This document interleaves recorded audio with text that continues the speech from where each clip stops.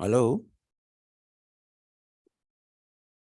Jadi sebelum kita mulai ada beberapa hal yang perlu perhatikan karena kita nanti akan ambil screen, maka tolong pastikan ya ruang di mana bagus. Tidak, kalau kita yang di tempat tidur jangan pastikan bahwa ya nanti di backgroundnya bagus, tidak ada kelihatan yang mestinya tidak kami lihat. Oke? Iya, Pak. Baik, Pak. Oke, ini saya sekarang share screen. Ini baru 11 orang baru masuk.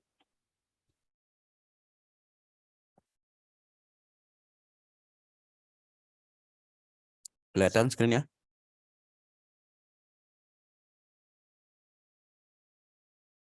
Nampak, Pak. Nampak ya? Oke, baik, kita mulai. Bismillahirrahmanirrahim. Assalamualaikum warahmatullahi wabarakatuh. Jadi ini kita mulai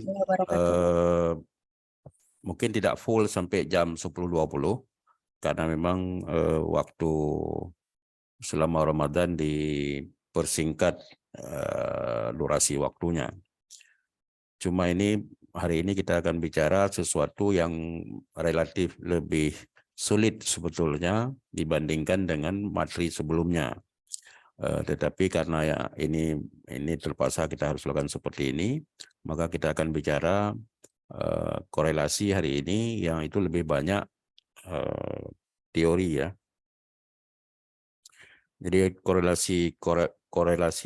analisis korelasi korelasional yang ini yang kita bicarakan hari ini adalah korelasi dari product moment.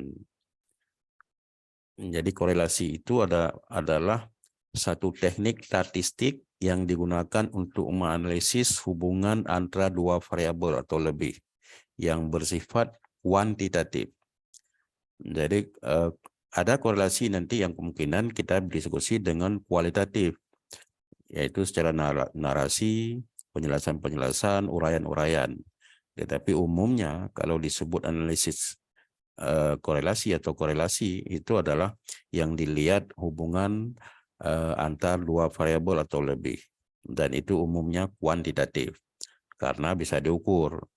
Sebagaimana kemarin kita sudah bicara, pernah kita singgung, korelasi itu untuk melihat berapa kuat hubungan dan bagaimana arah hubungan itu sendiri. Nanti kita akan ulang. Jadi ini penting konsep pertama. Jadi kalau ada yang menanyakan korelasi itu apa? Nah, korelasi itu adalah untuk melihat atau untuk menganalisis hubungan antar variabel. Boleh dua variabel atau lebih. Bahkan nanti akan ada korelasi ganda. Nah, korelasi merupakan angka yang menunjukkan arah dan kuatnya hubungan antar dua variabel atau lebih. Hubungan antar dua variabel itu disebut dengan bivariate correlation. Korelasi bivariat yang waktu kita belajar riset sudah pernah kita lihat dengan SPSS. Nanti ketika habis Ramadan, ketika kita masuk, kita akan ulang kembali untuk kita coba lihat untuk menganalisis dengan SPSS korelasi ini. Karena korelasi pasti bagi Anda yang akan buat skripsi dengan pendekatan kuantitatif dan memilih analisis dengan korelasi pasti akan menggunakan SPSS ya, supaya mengurangi kos daripada Anda meminta orang lain yang akan melakukannya. Itu kalau hubungan antar dua variabel disebut bivariate. Tapi kalau hubungan antar lebih dari dua variabel maka disebut dengan multivariate correlation atau korelasi yang multivariasi. Korelasi product moment itu ditemukan oleh Carl Pearson. Jadi sekitar awal tahun 1900, makanya dia disebut dengan korelasi Pearson product moment. Jadi kalau misalnya nanti ada yang disebut dengan korelasi Carl Pearson, boleh. Kemudian ada yang menyebut dengan Pearson product moment, juga boleh. Korelasi digunakan sebagai teknik analisis yang termasuk dalam kelompok pengukuran hubungan. Tadi sudah kita katakan, jadi korelasi itu adalah untuk mencari hubungan. Atau dalam bahasa Inggris disebut dengan measures of association. Di antara sekian banyak teknik pengukuran asosiasi, dua korelasi yang paling populer, yaitu korelasi person-product moment dan korelasi Rings-Sperman. Nah, seperti pernah saya sampaikan, sekiranya repository kita masih bagus, bisa kita lihat di sana. Materi saya yang paling banyak di-download adalah Rings-Sperman dan Kendall. Jadi dua materi statistik itu paling banyak di-download. Sekarang tidak bisa kita lihat karena repository bermasalah, sehingga statistiknya tidak muncul. Bahkan seperti pernah saya sampaikan, yang aneh itu kan yang justru yang download itu lebih banyak di luar negeri. Nah, saya pikir itu mahasiswa kita, karena dalam bahasa Indonesia tidak mungkin orang di Amerika bisa memahami apa materi itu. Selain dari kedua teknik tersebut, ada pula teknik korelasi yang lain, seperti Kendall, chi-square, V-coefficient, Gottman-Kruskal, Sumer, dan Wilson. Tapi itu tidak kita pelajari, kita hanya mungkin lihat Kendall, chi-square, itu yang akan kita lihat. Arah korelasi dinyatakan dalam bentuk korelasi positif dan korelasi negatif. Kuatnya hubungan dinyatakan dengan besarnya koefisien korelasi. Seperti pernah kita singgung, harus diingat betul bahwa nilai korelasi itu paling tinggi 1. Jadi kalau misalnya nanti ketika Anda membuat skripsi, yang kebetulan misalnya pembimbing Anda relatif kurang paham tentang penelitian kuantitatif, Anda sendiri yang harus memastikan bahwa hasil nilai koefisien korelasinya tidak lebih daripada 1. Dan paling kecil itu 0. Korelasi positif yaitu dua variabel yang berkorelasi berjalan paralel. Nanti kita akan lihat gambarnya.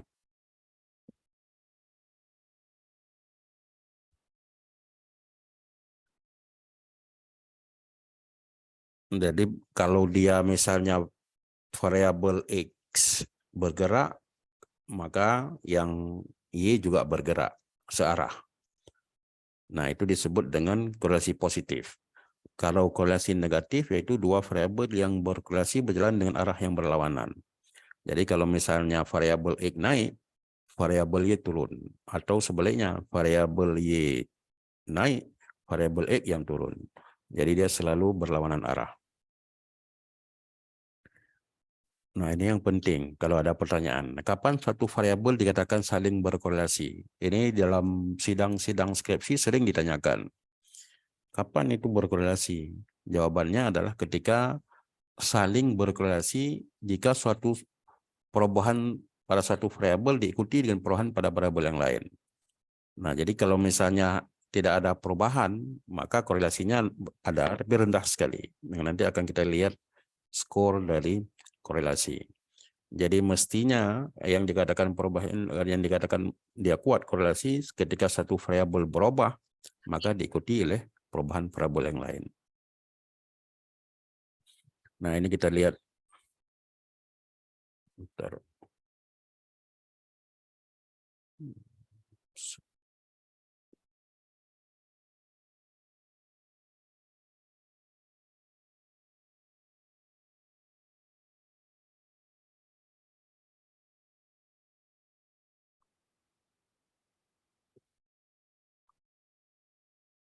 Nah, ini yang dikatakan korelasi positif, lihat pergerakannya. Jadi variabel X dengan variabel Y sama-sama ke arah naik. Lalu lihat kalau misalnya turun, sama-sama turun. Nah, itu disebut dengan hubungan positif. Jika X naik, maka Y juga naik. Dan jika X turun, maka X juga turun. Nah, kalau korelasi negatif, berlawanan arah. Itu disebut dengan hubungan negatif. Jika X naik, maka Y akan turun. Dan atau jika X turun, maka Y akan naik. Oke. Nah, tadi kita sudah sampaikan bahwa korelasi bukan hanya produk moment, tetapi juga ada beberapa yang lain. Nah, Rings-Sperman, itu coba lihat simbolnya rho. Coba lihat person product moment itu selalu disimbolkan dengan R kecil ya. Ini dalam beberapa kemarin kita lihat simbol-simbol dari statistik bisa dirubah-rubah misalnya, tapi untuk ini tidak bisa dirubah. Misalnya kemarin min, ada yang membuat mn, ada yang membuat m saja, kemudian standar deviasi ada yang membuat SD, ada yang membuat ST, jadi boleh berubah-ubah. Termasuk geometric mean, ada yang membuat simbolnya GM, ada yang membuat yang lain. Jadi memungkinkan untuk dirubah, tetapi untuk ini umumnya menggunakan R kecil. Nah, kalau ring Sparman itu menggunakan arrow. Lihat di sini. Dan sering dipakai sebagai pengganti produk moment, terutama jika sampelnya kurang dari 30. Jadi ini penting juga untuk Anda pahami. Sering sekali kadang-kadang mahasiswa kita membuat penelitian di satu tempat yang populasinya rendah. Jadi sebetulnya kalau populasinya kurang dari 30, lebih bagus dianalisis dengan ring Sparman, bukan dengan produk moment. Nah, tapi kalau kecil lagi, maka lebih bagus dengan kendal. Jadi itu yang kita mau lihat.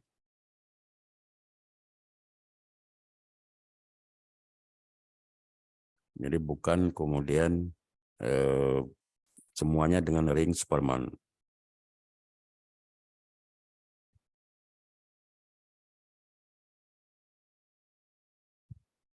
Nah, coba lihat simbol kendal.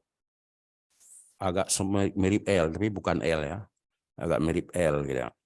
Dan itu sering dipakai sebagai pengganti produk moment. PPM ini singkatan dari produk moment, dan ring Sparman, terutama jika sampel kecil, yaitu di bawah daripada 10.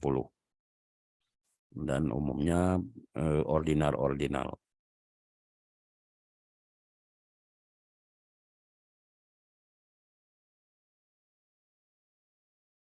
Nah, sifat penting korelasi. 1. Koefisien korelasi populasi dinotasikan dengan rho. Sedangkan koefisien korelasi sampel dinotasikan dengan R. Nah, koefisien korelasi bernilai antara min 1 sampai min paling tinggi besar ya. Tadi sudah kita katakan ini adalah koefisien korelasi. Paling tinggi 1 dan paling kecil ya 0 atau min 1. Koefisien korelasi bersifat simetrik. Jadi kemarin kita sudah bicara apa itu simetris. Simetris itu kesejajaran.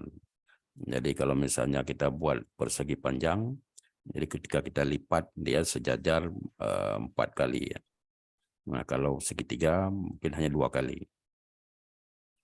Jika X dan Y yang dimati adalah 2 variabel yang saling bebas, maka, nah ini perhatikan, jika X dan Y yang diamati adalah 2 variabel yang saling bebas, maka umumnya indeks koefisien korelasi adalah 0.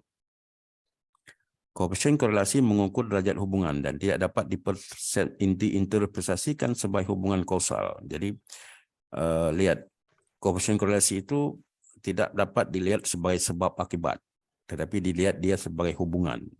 Bukan karena ini lalu menyebab yang lain, atau karena sebab yang lain menyebabkan yang ini. Dia tidak disebut sebagai kausal, hubungan kausal, bukan. Dia hubungan antar 2 variabel yang saling berkorelasi. Korelasi digunakan untuk mengukur keterkaitan 2 variabel yang secara teoritis dibenarkan.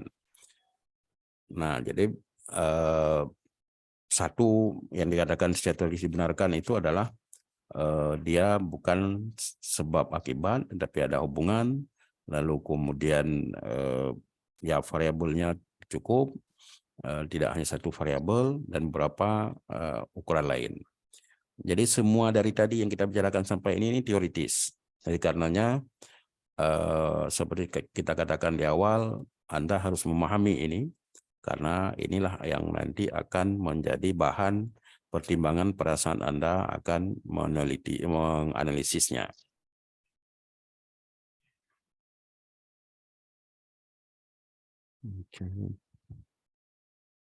Nah, itu beberapa sifat penting dari korelasi. Nah, lihat di sini. Ini sebagai panduan kita. Lihat jenis korelasinya, lalu lihat jenis datanya. Nah, idealnya seperti ini. Tetapi dalam praktek kadang-kadang Spearman juga menggunakan data interval, data ordinal. Lalu kemudian Kendall kadang menggunakan data interval. Tetapi patokannya seperti ini. Jadi kalau korelasi product moment, idealnya datanya adalah dalam bentuk interval atau rasio. Kalau kita menggunakan korelasi ring Spearman, ideal datanya adalah ordinal. Kalau kita menggunakan teknik korelasi Kendall, ideal datanya adalah ordinal. Nah, sementara chi-square itu nominal. Dan saya berharap semua Anda masih ingat apa itu ordinal, nominal, interval, rasio ya. Karena ini akan terulang-ulang terus nanti. Nah, tadi sudah kita katakan ini arah dari korelasi, arah hubungan dari korelasi.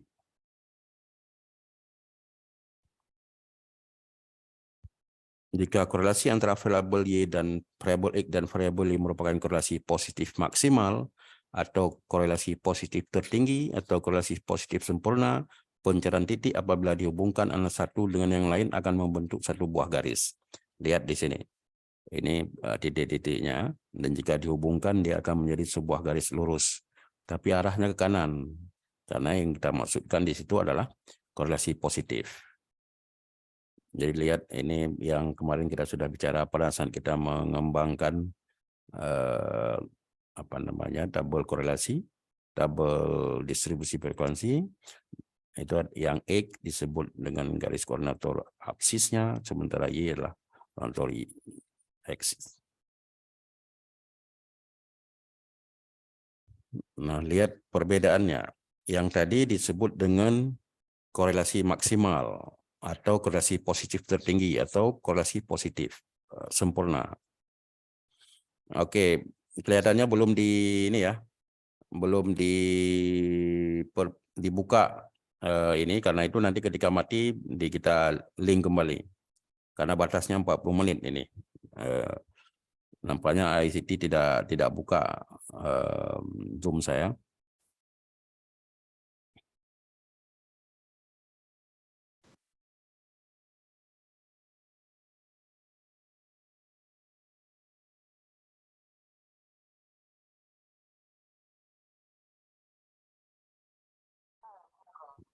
Sebentar saya coba hubungi PD loh.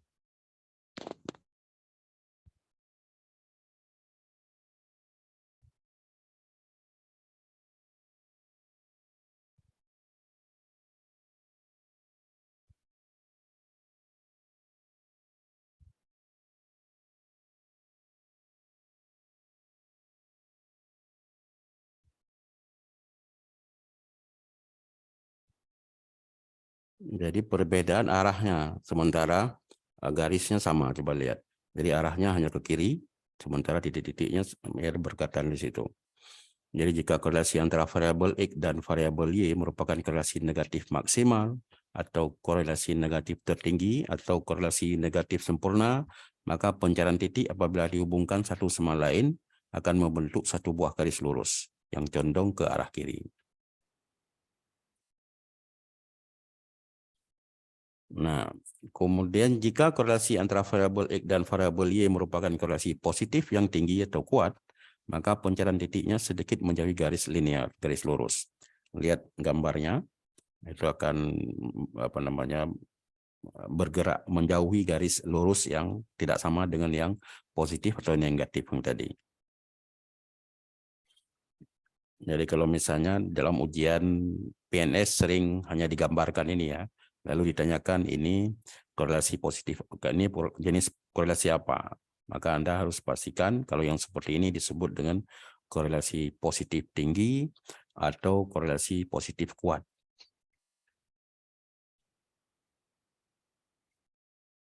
Nah, sama yang tadi, ini arahnya hanya yang berbeda. Kalau yang tadi karena positif tinggi, maka arahnya condong ke kanan. Sementara yang ini arahnya ke kiri, condong ke kiri. Sementara titik-titik pencariannya sama, yaitu menjauhi garis lurus, tidak teratur.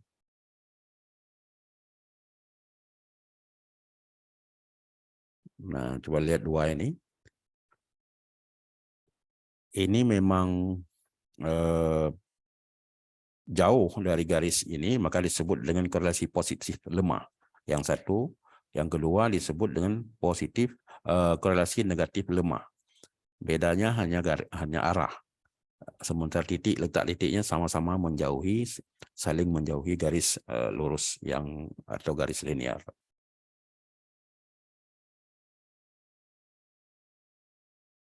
Nah, teknik korelasi produk moment itu merupakan salah satu teknik mencari korelasi antara dua variabel. Disebut produk moment karena koefisien korelasinya diperoleh dengan cara mencari hasil perkalian dari momen-momen variabel yang dikorelasikan. Nah, lihat. Jadi kenapa disebut dia korelasi produk moment? Ternyata karena koefisien korelasinya yang diperoleh dengan cara mencari hasil perkalian dari momen-momen variabel yang dikorelasikan atau dihubungkan satu sama lain. Nah, ini penting. Ini juga sering ditanyakan di sidang-sidang munakasah. Kapan digunakan korelasi produk moment? Satu, dia digunakan ketika variabel yang dikorelasikan berbentuk gejala atau data yang bersifat kontinu. Ingat, kita ada data diskrit dan ada data kontinu. Yang kedua, digunakan dia ketika sampel yang diliti mempunyai sifat homogen atau setidak-tidaknya mendekati homogen. Jadi tidak dianjurkan menggunakan korelasi produk moment kalau sampelnya tidak homogen atau populasinya sangat heterogen. Yang ketiga, digunakan produk moment itu kalau regresinya merupakan regresi linear. Jadi juga regresi nanti akan kita pelajari ada dua, ada regresi linear dan regresi ganda. Nah, ternyata di sini disampaikan kita kalau regresinya linear itu lebih baik kita menggunakan korelasi produk moment. Jadi itu penting diingat tiga alasan ini. Kapan kalau misalnya ada pertanyaan di sidang, kapan sebuah korelasi produk moment itu digunakan. Jadi ingat, satu, pada saat dia datanya bersifat kontinu. Yang kedua, sampel relatif homogen. Dan yang ketiga, masih dalam regresi linear. Nah, lihat angka koefisien korelasinya. Jadi kalau plus itu disebut kuat. Ya. Jadi kita baca ini R lebih besar atau sama dengan 1 atau R lebih kecil atau sama dengan -1. Jadi kalau ke arah kiri itu dianggap lemah, sementara ke kanan itu kuat. Jadi 1 itu sempurna. Dan tidak ada lebih 1. Jadi pernah kita bilang sekali bahwa ada skripsi yang koefisien korelasinya ditemukan lebih 2,75 sekian.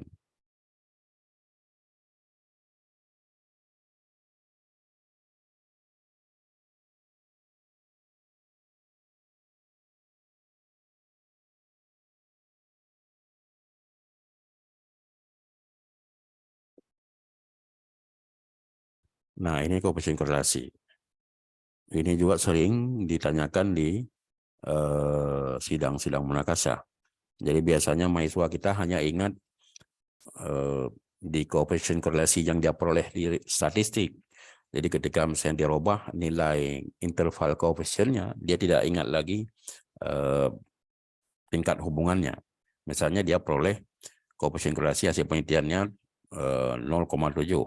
Lalu ketika penguji menanyakan jika misalnya korelasi yang kita temukan 0,20 itu apakah korelasi itu sangat rendah, cukup kuat atau seperti apa? Itu kadang-kadang mahasiswa kita lupa dan tidak bisa menjawab itu. Jadi Anda pastikan 4 atau 5 tingkat ini Anda kuasai, ya, bukan hanya memastikan nilai ataupun koefisien korelasi yang Anda peroleh ketika Anda buat statistik, Anda buat skripsi.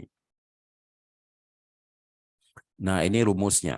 Jadi ini susah kita jelaskan secara verbal, tetapi paling tidak Anda sudah pelajari bahwa inilah yang disebut dengan rumus indeks korelasi produk moment. Coba lihat simple ya sebetulnya. Cuma kalau kita tidak pernah buat latihan, maka akan kesulitan kita. Dan insya Allah kita nanti setelah Ramadan kita akan lakukan ini. Jadi rumusnya adalah RXY sama dengan N besar, itu number of case, N sigma XY kurang dalam kurung, sigma X dikali dengan sigma Y. Lalu per pangkat, per akar N sigma X kuadrat dikurangi sigma X dikuadratkan. Nah, ini yang sering bertukar-tukar. Mahasiswa mencarinya ketika di ujian. Coba lihat yang satu X kuadrat. Nanti karena kita kalau misalnya nanti di tabel kita kan ada X kuadrat. Dan lalu kemudian ada sigma X yang akan dikuadratkan. Jadi beda, X kuadrat itu adalah per masing-masing skor. Yang sudah kita kuadrat, X-nya yang sudah kita kuadrat. Sementara yang X, sigma X kuadrat yang total sigma X-nya dikuadratkan. Nah, lalu dikali dengan N sigma Y kuadrat dikurangi sigma Y dikuadratkan. Jadi perhatikan kekeliruannya biasa pada pertukaran itu. Padahal yang diminta adalah N itu number of case atau jumlah seluruh datanya dikali dengan sigma X yang dikuadratkan atau jumlah sigma X kuadratkan, bukan kemudian yang sudah dikuadratkan. Ada pertanyaan di sini?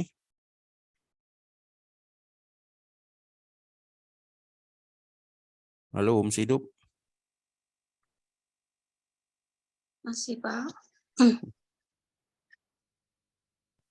Husnul hadir? Jangan-jangan setelah insert orang hilang. Pak.